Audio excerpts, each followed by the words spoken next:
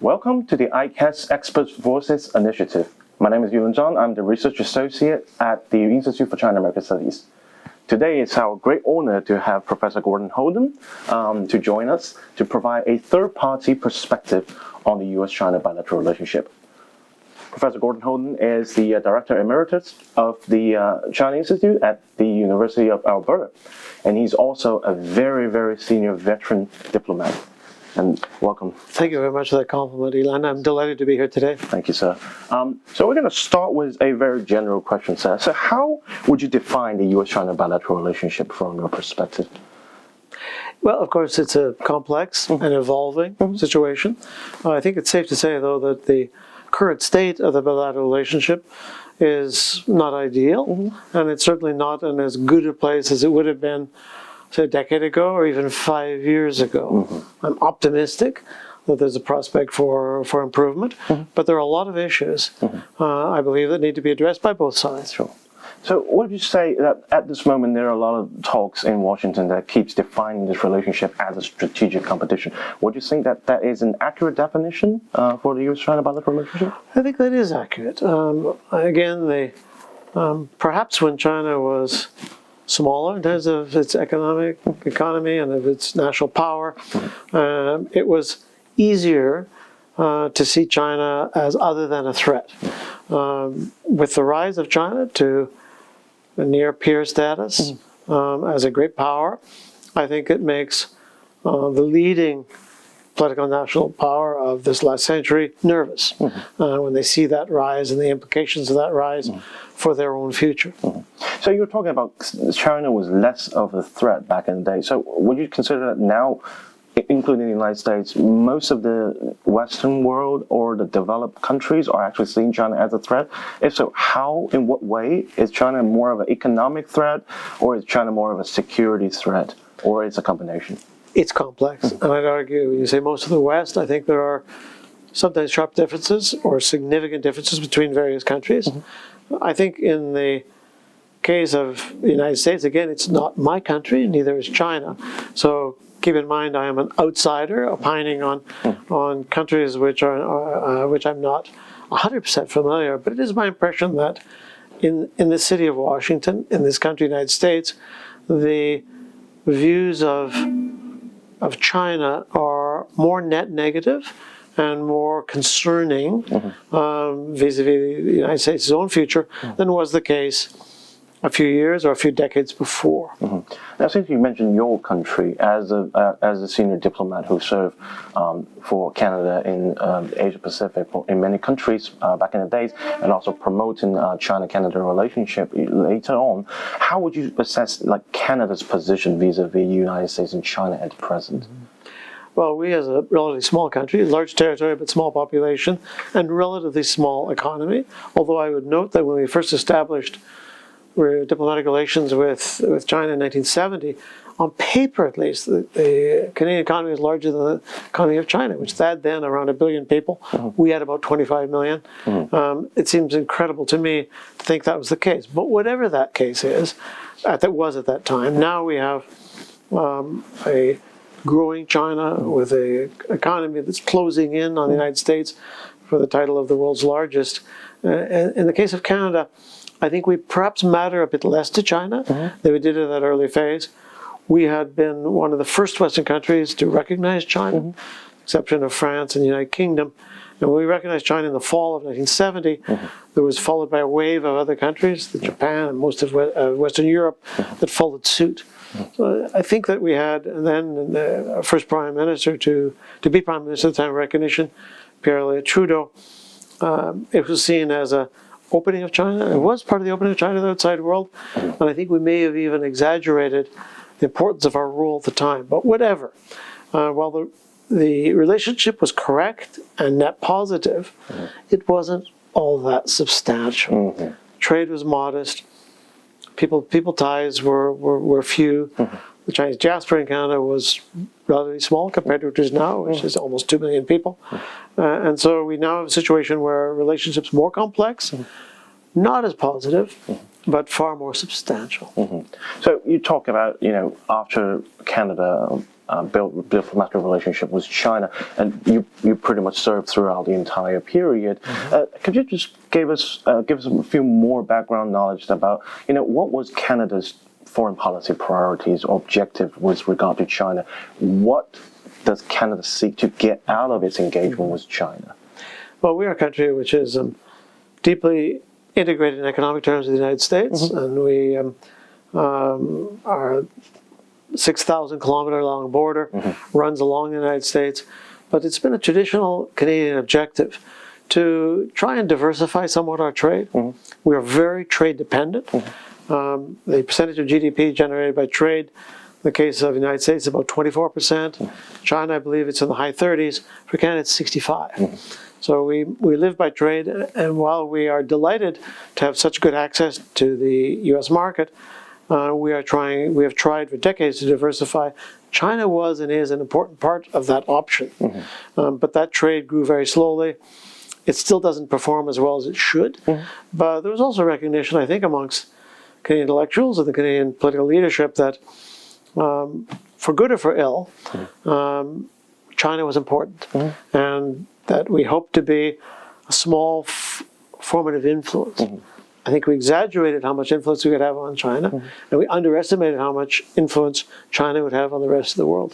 So if that's the case, nowadays, would you say that Canada is finding itself in a kind of bit of a dilemma while it's still trying to explore more opportunities with regard to China, but that kind of contradict with Canada's long-standing market tie with the United States? There's always a dilemma there, and if you could tell me the state of U.S. China relations going forward, that'd be a very important component of me estimating where we will be at. Because we are a Western country, we have defense as well as economic ties with the United States, and we're heavily influenced by the United States. Our society is intermingled, Canadians cross the border, and there are millions every year. We welcome a lot of American visitors. So there is that mingling. And we're influenced also by U.S. media to a large extent. Having said that, we're a sovereign country. We have differentiated policies on many issues than those of the United States. And China's been an important part of that. The problem we've had is that in the most recent 5 years, it's been, the relationship with China has become more negative and more complex. So since you mentioned the recent 5 years, let's get to a little bit difficult and tough topic here. You mentioned that, Canada is a sovereign country. Canada has its own independent decision, of course. But in a lot of people in China right now kind of see Canada as a follower to the U.S. policy, especially with regard to Asia-Pacific regional security matters, or with regard to human rights criticism of China. How would you assess that? Do you think that is there any part that Canada can perform better, or is there any part that both China and Canada can jointly improve during this past 5 years? Well, it's a very good. You raise a very good point. Chinese generally, since the establishment of relations, have had a positive view of Canada, partly because of Norm Bethune, Baichuan Taifu, partly because Canada broke the U.S. trade embargo in the 1950s and began selling wheat to China at the time of the Great Leap Forward when there was huge food shortages. But I'm still of the view that Canada can make important contributions to China in certain sectors, certain educational sectors, certain products that China is short of. In fact, the economies are very complementary. The things that China has in great quantity, particularly labor, but also certain sectors of high tech, Canada lacks. Other things, certain raw materials, capacities, certain technologies that China lacks, we have. But the relationship has been dogged in the last few years by political issues that have divided us. I don't think, and certainly hope that those aren't permanent, but it has led to a cooling of the relationship. I would not have said that 5 years ago. So, talking about cooling, the cooling of the relationship, in recent years, we see actually a lot of Chinese students begin to leave Canada, and of course, they're also leaving the United States. I recall back in my time when I decided to study abroad, Canada and the United States were among the top 2 or 3 choices, alongside with Britain.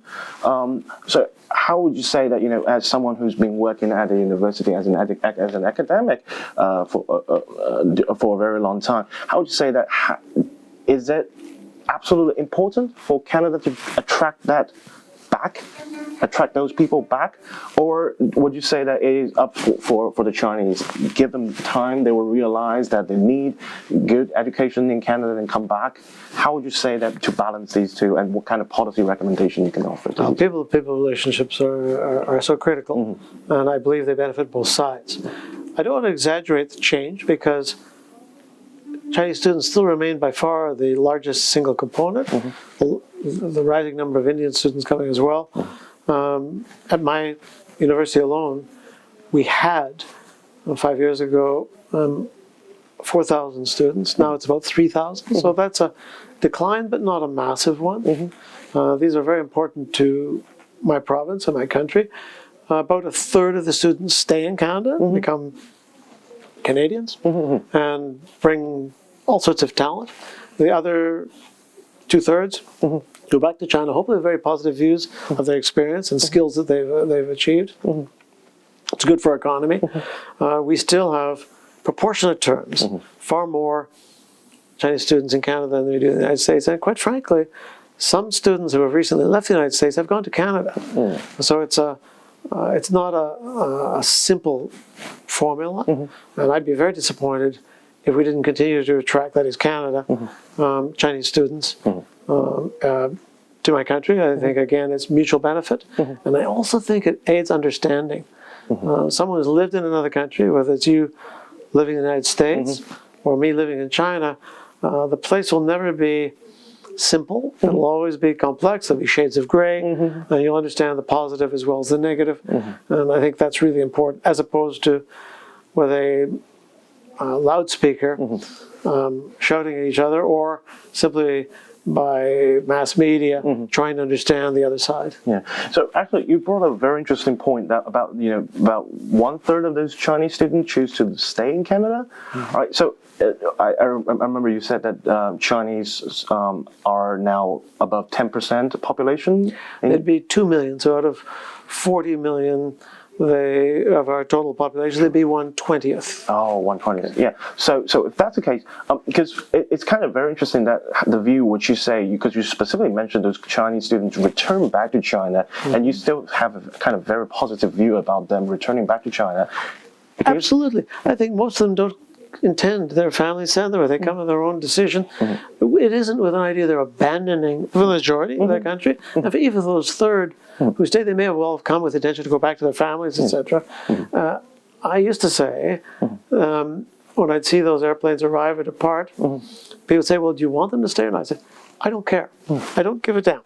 If they stay, they help build my country, and they make great citizens. If they go back with generally positive views of my country, and they help use those skills to apply to assist China. But they may send their kids to Canada as well. So I'm indifferent as to whether they stay or go back. I think in both cases it's good for both of us. Because that kind of very interesting compared to some of those trending rhetoric in Washington right now. American politicians keep talking about the Chinese students coming to the United States, study, and then leave without actually contributing to this country. And even for some of those students who's most likely in the STEM programs, they accuse these students of coming here, learning this technology, going back and build their country, but not doing good for the United States. So do you think that will become one of Canada's comparative advantage vis-a-vis the United States in the education field? Well, I think we certainly are receiving more foreign students on a per capita basis than the United States, and my university's no exception. Of course, all countries must protect certain research information that may be IP protected or that is extremely sensitive or dual use. That's the normal thing. That's the case of China, the case of Canada as well. I don't think it's fair to paint Chinese students in general as some nefarious force that's undermining my country, Canada. I think, and I've known so many of them, they come, they learn, they go home, they come, they learn, and they stay. I'm sure you could find a case somewhere of someone where it hasn't worked out well, but the norm is positive contribution to both countries. Okay, let's shift to trade then. You just talked about trade constitute over 60% of Canada's economy. So the interesting thing is that people usually say that trade is a ballast of the U.S. China bilateral relationship. But in recent years, especially since the trade war, they kind of start to talk about that trade has lost its magic as a ballast. Do you think that there is still some sort of things as a ballast between China and Canada? And if that's the case, is that trade? Is that something else? Trade is really important, along with people ties. We touched on that with the students. As a ballast to stabilize relationship, that concept goes back centuries. The idea that countries that trade tend not to go to war as often. You could make a case either way, but generally I think it holds to be the case because you have a clear interest when you have a major trading relationship. I do know that there are hundreds of thousands of Canadians who derive their living from that trade. I think we could do far better in the trade. We run a large trade deficit with China, but even still, if you're a farmer in the Western Canada, if you're a lobster fisherman in the East, and you're producing timber, much of it's primary products, but not entirely. That is, their jobs depend. One of the reasons I'd like to see Chinese tourism to Canada resume, right now we're not on the most favorable destination status, because I thought that also gave, in 2000, before COVID, the numbers of Chinese visitors, tourists to Canada, was over 700,000, approaching 1 million. That to me was a great opportunity. Those people, again, they don't just read about Canada, they come, they have generally a positive experience, and they go back. So trade, be it tourism, trade in goods, products, services, is a good thing, generally. Okay, so let's go back and talk about those. Let's go back and talk about those 5 years' time. Then, lots of those people say that deterioration between U.S. and China, deterioration of relationship between China and Canada, began with the deterioration or the announcement of the strategic competition between the United States and China. So, in that sense, some people naturally think that, if China and the U.S. relationship improves, then China-Canada relationship will naturally improve. Do you see that as a prerequisite for China and Canada to improve their relationship? Or do you think that Canada can do something on its own to improve their bilateral? We're a sovereign country, and I'd like to see us be able to find a way forward. We're influenced by what happens in the United States, but I don't think that we're a prisoner of that relationship. If U.S.-China relations are positive, though, it may mean that the United States, for example, does better in its trade relations with China at the expense of Canada, but I'll accept that any day because I think it's such a stabilizing force in the world generally. But we have good business people, we have good products. I'd like to compete, and we can compete with Americans for trade advantage in China. When that U.S.-China relationship is net negative or deteriorating, there are some negative effects on our own relationship with China. It's not as simple as where they go, we go, but we're influenced by where the United States is on China, and that can be either positive or negative. It's a fact that in the late 60s, as Chairman Mao and President Nixon, Kissinger, and Zhou Enlai began to appreciate some of the strategic advantages of a relationship that was improved, that opened the door for a host of Western countries, including Canada, who had already been interested before that in improving relations with China. Now it became politically possible. So I don't think it's an absolute sine qua non, but it certainly helps if Beijing and Washington are getting along. It helps our prospects for Ottawa and Beijing to get along. So if that's the case, and if improving relationship is something that Canada potentially needs with regard to Beijing, what can Ottawa do in the sense to kind of call or help Beijing and Washington to rebuild their connection or to restore their relationship? If we can imagine a scenario, and I think I can, where the relationship between Canada and China is improving, we are linked to the United States in many ways. We have 2 treaties. We have NORAD, NATO. We are part of a trilateral arrangement with Mexico. Our leaders, not just at the head of government or head of state level, but at the level of ministers and senior officials, are in dialogue on 100 different issues in any given week. So there is an opportunity, I think, to show some ideas and some way forward, particularly on things where we have a mutual interest, be it climate change or biodiversity, health issues, be it COVID or other things. There's ways in which we can, I think, I don't want to suggest, because it's certainly not the case right now, that we can be a million miles in advance of the United States. But if we are having some success on some important policy fronts, I think it may give an idea or stimulus to the United States. That's what I'd hope. Now, what platform should we use then? Because it appears that, there was a period that the United States is very unhappy with China only going through bilateral channels. Well, nowadays, China is pursuing multilateral channels, while the U.S. is more so doing a quasi-bilateral kind of structure. So if Canada is going to be placed in that position to kind of try to pull both sides together, what is the best platform to bring these two countries together? Well, we're a small country with limited clout internationally. We have maybe some strong bilateral relationships. The United States is a classic example, but there's something I call the physics of international relations, which means if you're a smaller country, you're attracted to multilateralism because I once heard, I won't name the Secretary of State, but a Secretary of State, one of my American colleagues said, had been at a meeting, I think it was NATO, and said, the Secretary of State at the time, I won't say the person, had said, when I sit down with a host of other foreign ministers, I feel a bit diminished. With the United States, we have a more powerful bilateral relationship. I think that's partly true of China now as well. In the case of Canada, when we force other major countries to sit down around a table and they have to listen to us, we are better off sometimes. So we are classic joiners. The Francophonie, the Commonwealth, the OAS, the Organization of American States, of course, the UN, and a host of other examples. We have a bias towards multilateralism, and I think that we can play an important role. China is a member of almost some of those clubs as well, exception of Francophonie and Commonwealth, for example, or OAS. But I think we can also help increase understanding of China.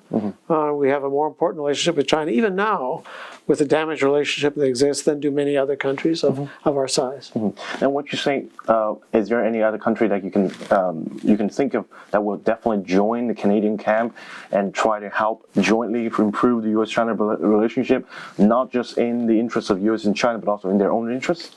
I think you could say that's partially the case in Western Europe now, where while those countries are also broadly allied with the United States, members of NATO, Western Alliance, similar societies in many ways, not identical, but they are sometimes nervous about being dragged into confrontation, particularly even military confrontation with China, and they do have an interest in a benign U.S.-China relationship. I think they may also be an influence upon that as well. So we have, if you're Canada, you have limited national power, but you have your interests of your people. It's the same for any other country. The populace depends on the ability of the government to create prosperity and to create alliances and to move the needs and interests of your country forward. And by working with a range of countries, including China, certainly the United States, is the best opportunity to do that. But multilateral institutions, for us, given our size, are a very attractive option. So, but nowadays, we actually see that there are trends for the United States who seek to revise or reform some of the multilateral organizations, namely the WTO. China also has a little bit grievances towards some of those multilateral organizations with regard to where it stands and what's the position it has. And they both have very different vision about multilateralism. Do you think that they can construct or jointly produce a shared vision for multilateralism? Or is that something that, because we have over 260 countries in the world, the rest of those, say, 250 countries can jointly produce, and you just send it to them to invite them to jointly resolve their differences together? The vision between the United States and China are never going to be identical. What's that famous saying or Chongyu that same bad, different dreams? Yeah. Well, different bad, different dreams.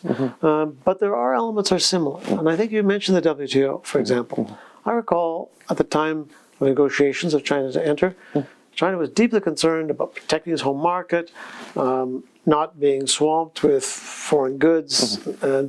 But now, over 20 years later, China is the #1 trading country on earth. So ironically, a bit like the United States in the 20th century, China now is a major concern in my view, is not fear of foreign goods as much as getting access to markets abroad. So interests and perspectives shift over time.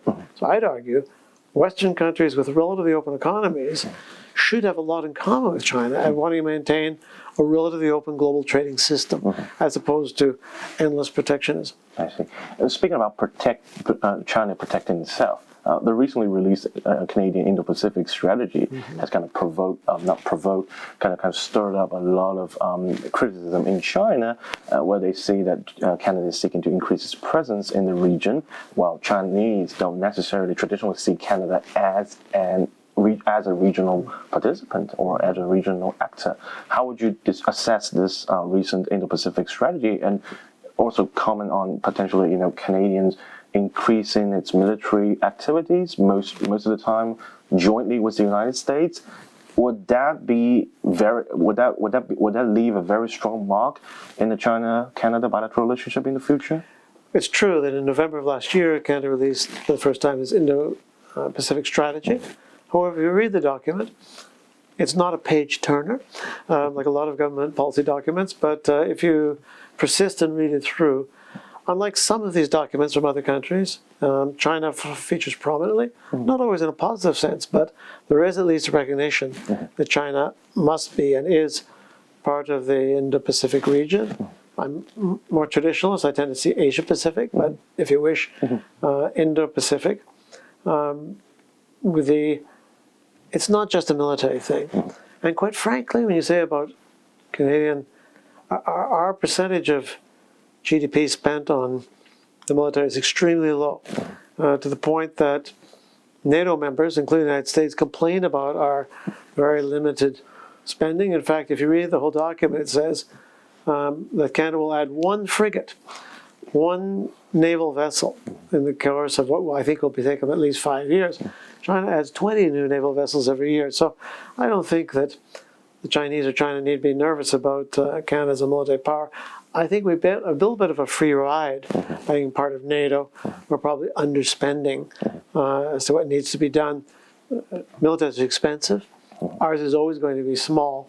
My personal view is that if we're going to be tiny, let's have at least the most up-to-date equipment, which is not the case right now. So I'd say small but capable, maybe like a Sweden would be just fine with me. But right now, if I look at that overall commitment in the Indo-Pacific strategy, is more about trade and people-to-people ties and seeking greater influence. The reality is, for all of us in the West, the center of gravity of the global economy is moving towards Asia.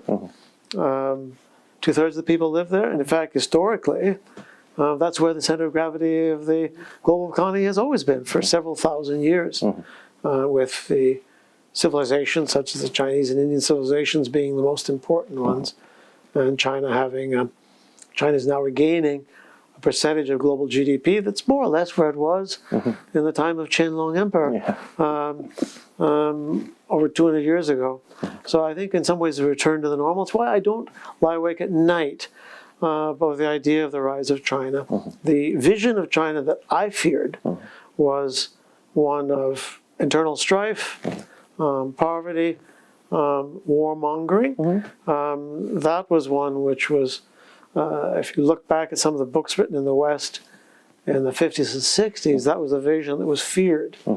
So a China that's prosperous, of course, I want it to have great relations with the West, and I want it to be not a military component at the front end, but the fact that when I first went to live and work in China, that it was not that hard to find young Chinese children in the rural areas sometimes who didn't have enough clothes or not enough to eat. China had the largest number of absolute poor on earth. Now, when I go to Beijing, there's many stores I can't afford to buy things in because they're catering to the elite. So that to me is a China that has not taken the worst path, but I can't see the future. And there are some dangerous trends in West-China relationships, which I hope resolve themselves without the prospect of force or a breakdown in international order. We'll see. Okay, then as a last question, we're going to do a little quiz for our third-party view on U.S.-China relations.